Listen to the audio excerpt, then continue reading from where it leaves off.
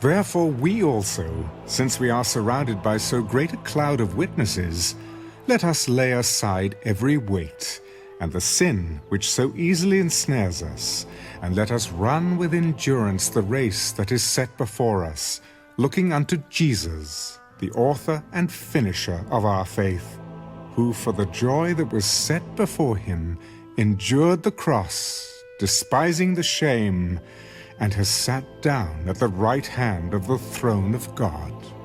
For consider him who endured such hostility from sinners against himself, lest you become weary and discouraged in your souls. You have not yet resisted to bloodshed, striving against sin. And you have forgotten the exhortation which speaks to you as to sons. My son, do not despise the chastening of the Lord, nor be discouraged when you are rebuked by him. For whom the Lord loves, he chastens, and scourges every son whom he receives. If you endure chastening, God deals with you as with sons. For what son is there whom a father does not chasten? But if you are without chastening, of which all have become partakers, then you are illegitimate and not sons. Furthermore, we have had human fathers who corrected us, and we paid them respect. Shall we not much more readily be in subjection to the Father of spirits and live? For they indeed for a few days chasten us as seemed best to them, but he for our profit, that we may be partakers of his holiness. Now no chastening seems to be joyful for the present, but painful. Nevertheless, afterward it yields the peaceable fruit of righteousness to those who have been trained by it. Therefore strengthen the hands which hang down, and the feeble knees, and make straight paths for your feet, so that what is lame may not be dislocated, but rather be healed. Pursue peace with all people, and holiness, without which no one will see the Lord, looking carefully lest anyone fall short of the grace of God, lest any root of bitterness springing up cause trouble, and by this many become defiled. Lest there be any fornicator or profane person like Esau, who for one morsel of food sold his birthright.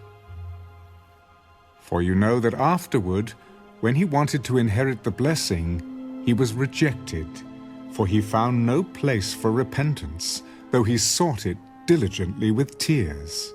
For you have not come to the mountain that may be touched, and that burned with fire, and to blackness and darkness and tempest, and the sound of a trumpet and the voice of words, so that those who heard it begged that the word should not be spoken to them any more, for they could not endure what was commanded.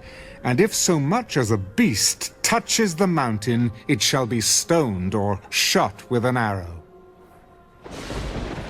And so terrifying was the sight that Moses said, I am exceedingly afraid and trembling.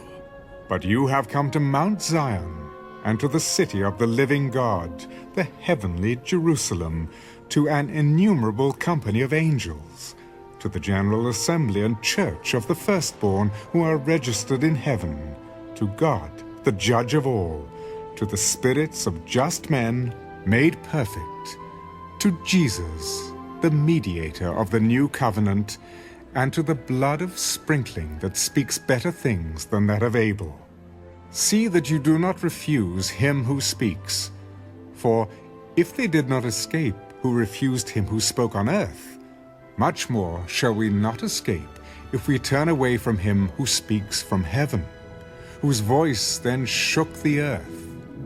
But now he has promised, saying, Yet once more I shake not only the earth, but also heaven. Now this yet once more indicates the removal of those things that are being shaken, as of things that are made, that the things which cannot be shaken may remain. Therefore, since we are receiving a kingdom which cannot be shaken, let us have grace, by which we may serve God acceptably with reverence and godly fear. For our God is a consuming fire.